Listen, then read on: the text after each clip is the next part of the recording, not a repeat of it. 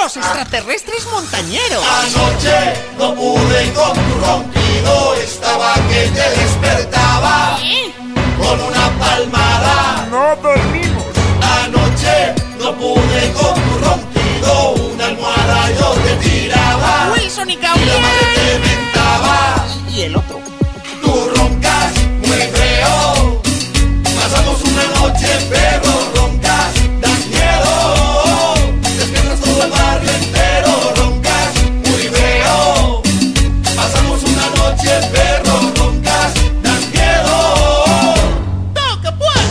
¡Ajo el ronquido! Parece un marrano dormido. Me retumba en el oído. Estamos bien mamaos contigo. Ya son las 3 de la mañana y no nos hemos dormido.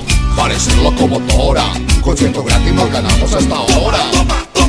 Toma bebida de paico y caléndula y azúcar al gusto. Anoche no pude con tu ronquido, estaba que te despertaba con una palmada.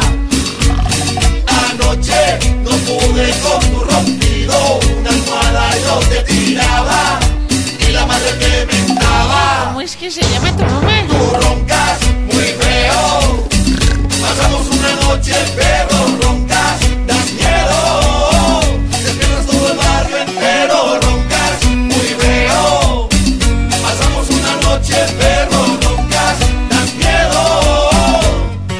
Los de Yolombo. ¡Puro sabor! Para ustedes aprenderse esta canción tienen que escucharla no una, sino 2 veces. ¡Vamos a hacerlo!